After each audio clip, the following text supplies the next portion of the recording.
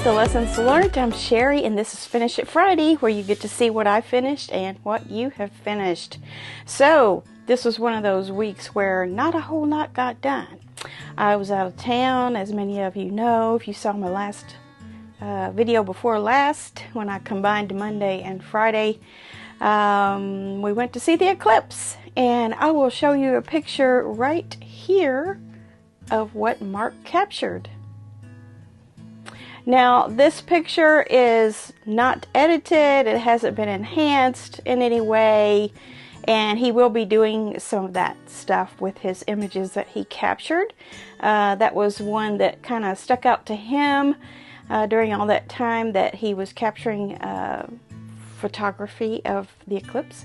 So I'll keep showing you that picture until he gets it the way he likes it. It won't look probably ever as crazy good as NASA's photos are that you're seeing, but it should be pretty interesting, and only one person can say that they got that image from a certain spot at a certain point in time, so it's pretty special.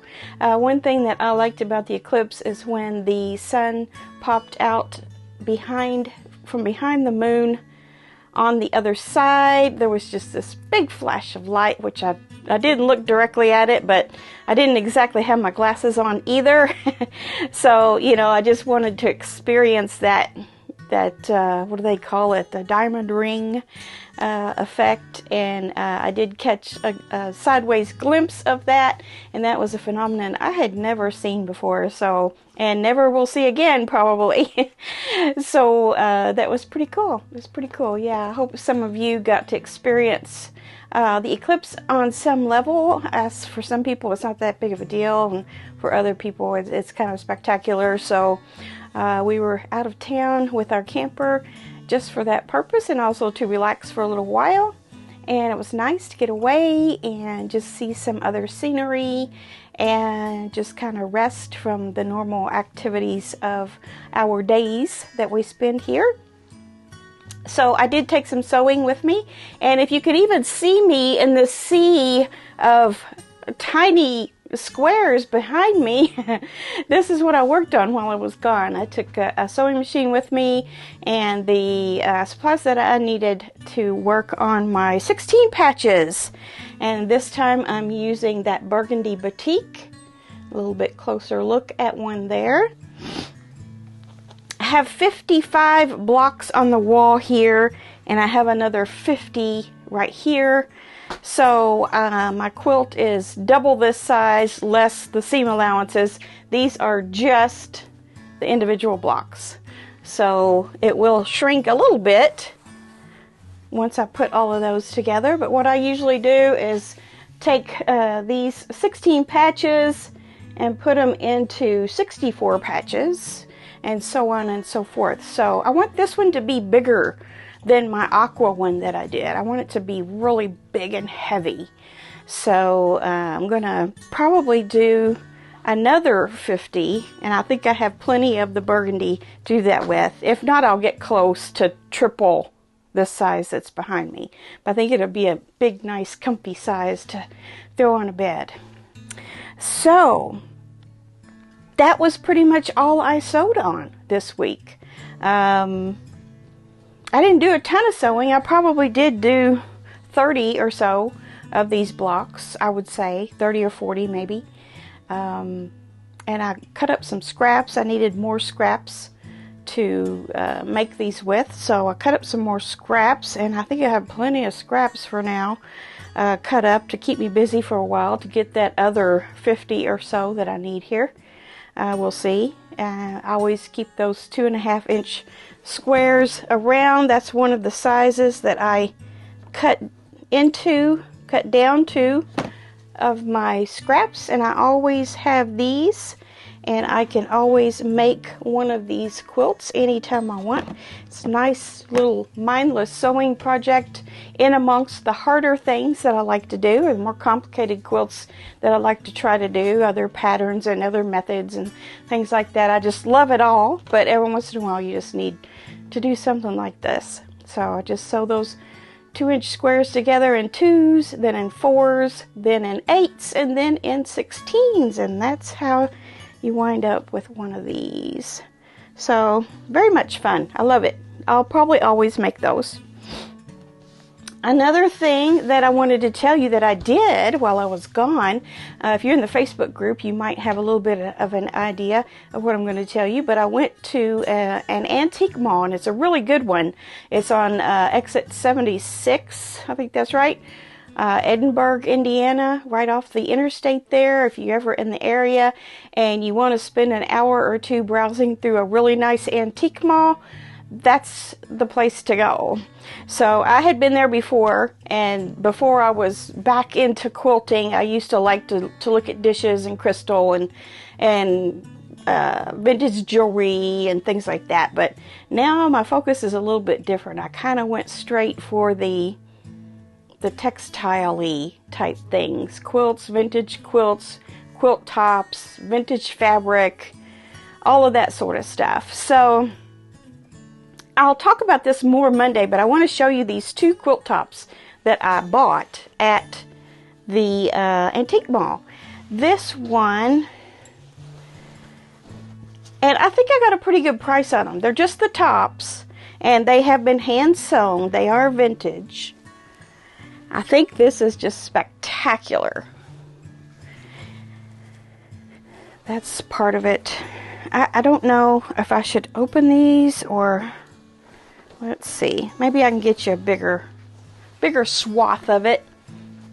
Today is such a terrible, rainy, yucky day outside, I didn't really want to hang it outside. So it's actually twice that big. So you can kind of see what the pattern is.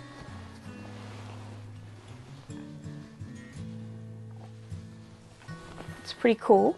I thought it was the nosegay pattern, and it is. It can be called nosegay, but it's a little bit. I love this orange one right here.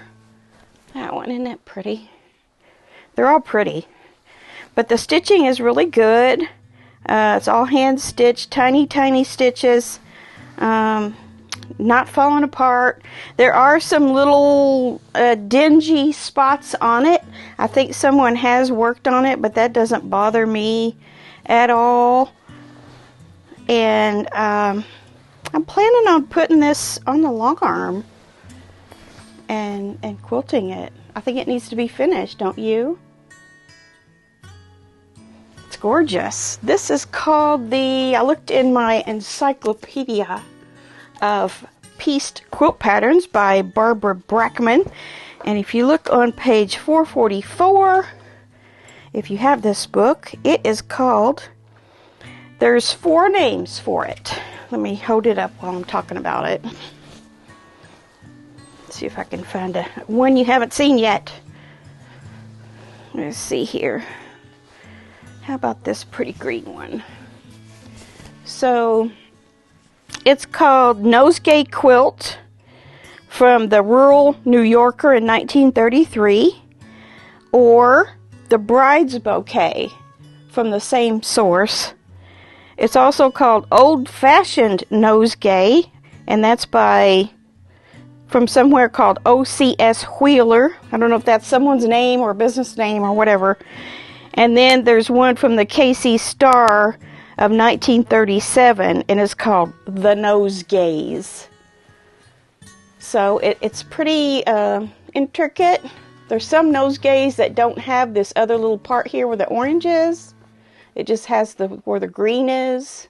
Kind of looks like an ice cream cone, doesn't it?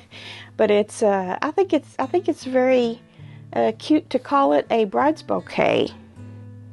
So I was thrilled to get this, and I think I got a good price on it. Tell me in the comments how much you think I paid for this quilt and the next one that's coming up. There's just a few dollars difference between the two. Take a guess. How much do you think I spent on each one of these? I thought it was a fair price. I thought it would be more. Here's another one. And this one smells so good. I don't know what they laundered it in, but it smells so good. It reminds me of Ivory soap or something. So this one is more of just it's a series of 4 patches. You see how there's 4 small squares in the middle, and then around that there are 4 colored squares. So that makes an 8 patch, or 4 patches put together in that configuration. So the background fabric is all the way around 2, 2, 2, and 2, you know, north, south, east, and west. And then you have your 4 colors in the middle and 4 on the outside. Then your other block is 4 half square triangles, or I guess you could call that an hourglass on point. So your background is the outer half of the half square triangles, and the inner half is your prints, your patterned prints. So I don't know what this is called as a pattern. It's not quite a... Oh wait, there's some pinwheels on here too. Well, they're half square triangles, aren't they? But they don't have the background in the centers or in the outer edges.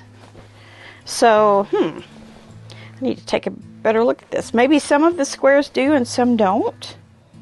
I don't know. Most of them on this side that I was looking at while I was talking to you was like this. Your half square triangles were mostly of the background. But not always on this side. I see that now. Cool.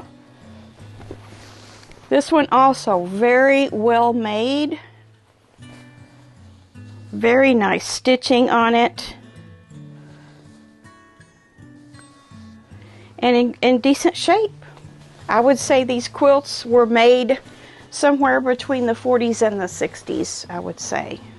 40... Definitely some of the fabrics are from the 40s. Maybe earlier. I don't know. But there's that. So you'll be seeing these again later on as I get them quilted. So I was really thrilled to get those. Those were the 2 things that I bought at the antique mall.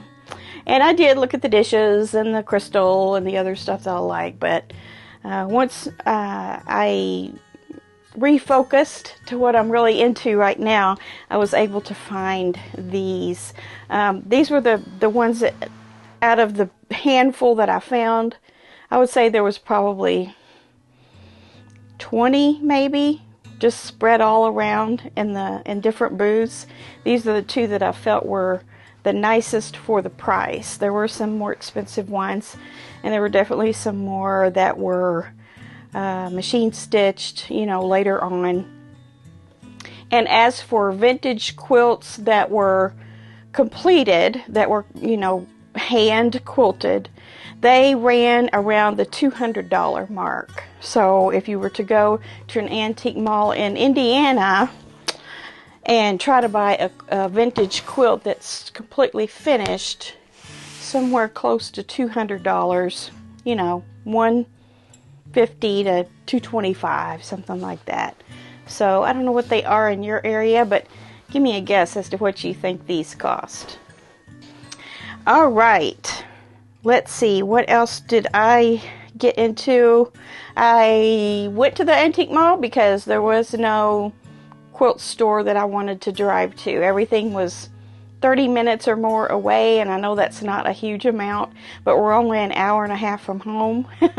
Or we were, so it just didn't seem worth it to drive 30 minutes back toward home. I guess we could have went on the way back, but you know, with the camper and everything, it's more complicated than that. So we didn't do any quilt stores, but I was happy that I went to the antique store and got those 2 quilt tops. I don't have a ton from you guys this week. I have a couple of people, so that's why I spent so much time on all of this. But I'll show you what I got. I'm sure all of you have been busy doing things. You just don't have anything at the finished stage that you're ready to share. But I have something from Joy. Let's see.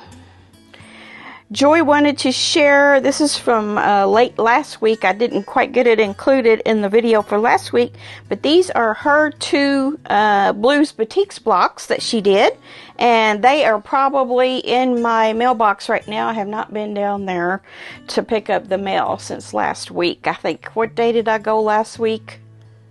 Wednesday. So I'm sure there's some down there. I'll share those with you on Monday.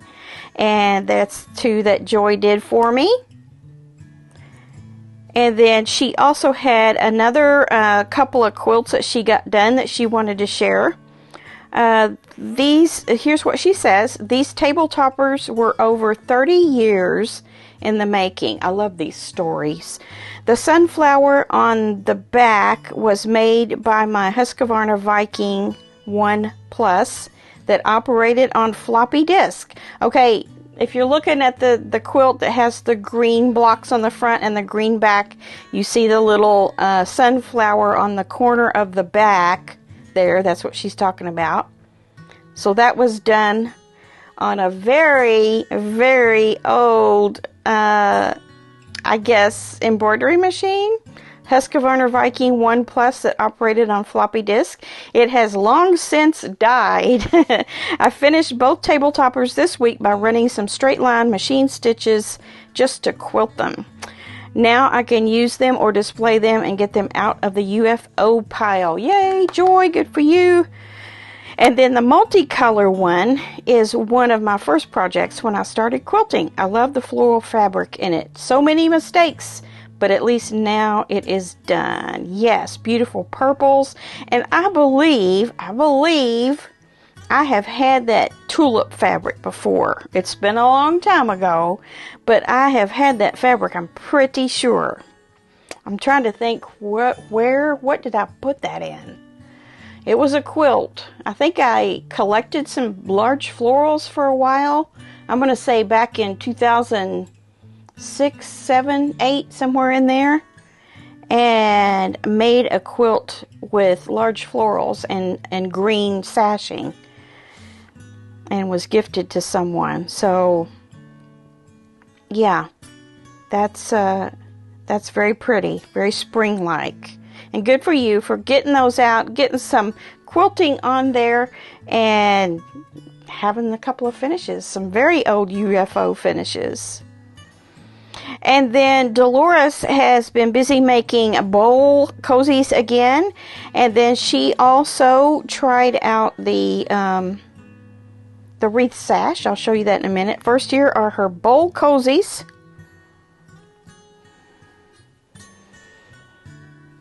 Those are done in a green paisley.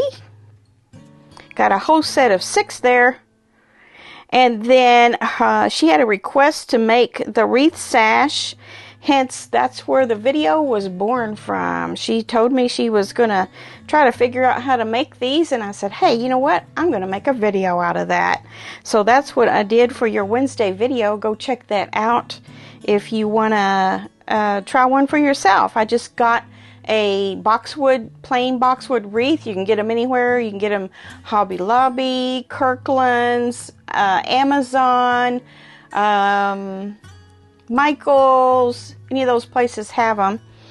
Maybe I'll put a link. Look for a link in the description box. I'll see if I can find you one on Amazon if you want to just go straight there and get yourself one. I think I got one that was about 18 inches maybe.